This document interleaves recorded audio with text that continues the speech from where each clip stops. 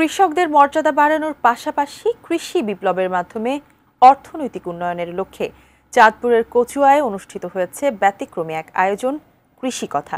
কৃষকেই প্রাণ, কৃষক বাঁচলে বাঁচবে দেশ, এমন প্রতিপাদ্যের ভিত্তিতে তারেক রহমানের প্রস্তাবিত রাষ্ট্র সংস্কারের ৩১ দফার ২৭তম দফা, এই দফার উপর ভিত্তি করে নির্মিত হয়েছে কৃষি কথার প্রদর্শনী।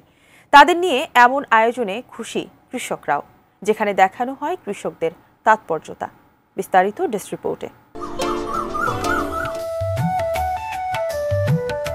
গাছ অক্সিজেন দেয় আর কৃষক তুলে দেয় প্রতিদিনের খাবার, কিন্তু এই কৃষক কতই না অবহেলিত। মহাজনের ঋণের জাল ছিঁড়েই বের হতে পারেনি কৃষক, ফলে প্রয়োজনে পাচ্ছে না ঋণ, ফলাতে পারছেন না সোনার ফসল। প্রয়োজনীয় কৃষিজ্ঞান আর পর্যাপ্ত পরিকল্পনার অভাবে প্রায় প্রতি বছরই কৃষক পায় না ফসলের ন্যায্য মূল্য, ফলে কৃষি থেকে মুখ ফিরিয়ে অনেকেই করেছেন পেশা বদল। ভালোই তো হয়েছে, আবাদপাতির কোনো ঝামেলা নাই, মালপত্র বেচা কেনার কোনো ঝক্কি নাই, কার্ডের মাধ্যমে ন্যায্য মূল্যে দামও পাই। তবে এবার কৃষকের ঋণ সুবিধা থেকে বীজ সার পেতে দেয়া হবে ফার্মার্স কার্ড। একটি কার্ডেই হবে কৃষকের সব সমস্যার সমাধান। দেশের চাহিদা পূরণ করে রপ্তানির পথও প্রশস্ত হবে কৃষি সংস্কারের মাধ্যমে। প্রয়োজন মতো সার পাবে, চাষ সংক্রান্ত সমস্যার সমাধান পাবে, কৃষি বীমা সুবিধা পাবে।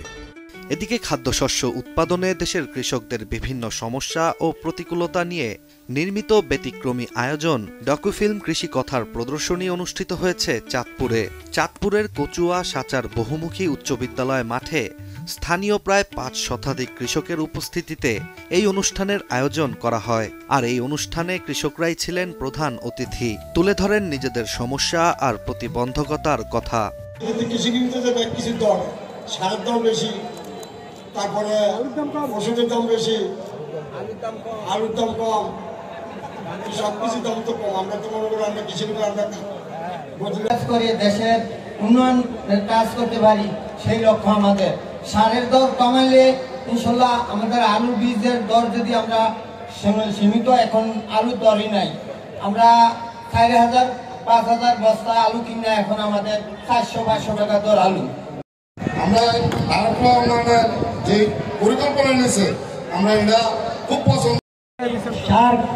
সারের দাম বেশি, বলতে দাম বেশি, ভুট্টা দাম কম, ধানের দাম ১,০০০ টাকা বললে সার দিতে গেলে ৫,০০০ টাকা দাম। অনুষ্ঠানে কচুয়া উপজেলা কৃষি কর্মকর্তা মোহাম্মদ মেজবা উদ্দিন কৃষকদের বিভিন্ন দিক নির্দেশনা প্রদান করেন। আশেপাশে বিজ্ঞ জনেরা প্রত্যেকে কৃষি পেশাটা যদি অমন করে, আত্মস্থ করে, আমার মনে হয় এই দামটা আরো কমিয়ে আনা সম্ভব। তারেক রহমানের কৃষি সংস্কারের রোডম্যাপ অনুসারে ডকুফিল্ম কৃষি কথায় দেখানো হয়েছে দেশের কৃষকেরা কি কি সমস্যার সম্মুখীন হয় এবং তাদের সমস্যা থেকে উত্তরণের উপায়। এছাড়া সভাপতির বক্তব্যে প্রকৌশলী হাবিবুর রহমান বলেন, দেশের অর্থনীতির চাকা ঘুরবে পরিকল্পিত কৃষি উন্নয়নের মাধ্যমেই। কৃষকদেরকে দেওয়া হবে একটি ফার্মার্স কার্ড। আপনারা একটি কার্ড পাবেন প্রত্যেক কৃষক। সেই কার্ডের মাধ্যমে কি হবে, আপনার যে পরিমাণ জমি আছে আপনাকে সেই জমির পরিমাণ অনুযায়ী সরকারের পক্ষ থেকে আপনাকে বীজ দেওয়া হবে, আপনাকে সার দেওয়া হবে, তখন আপনার এই কার্ডের মাধ্যমে আপনাকে লোন দেওয়া হবে।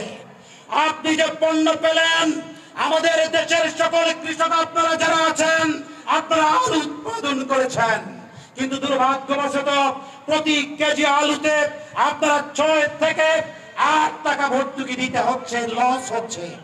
আজকে জনাব তারেক রহমান বলেছেন আপনাদের এই টাকা ভর্তুকি দিতে হবে না, সরকার আপনাদের কাছ থেকে আলু কিনে নিবে।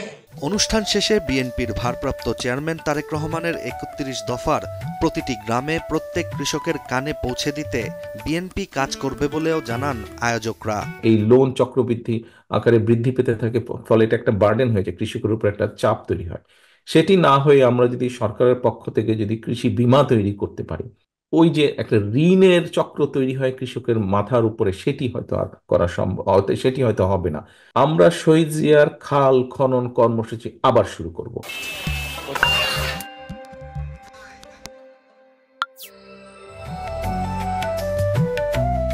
Ishtiaq Hossain, ATN news.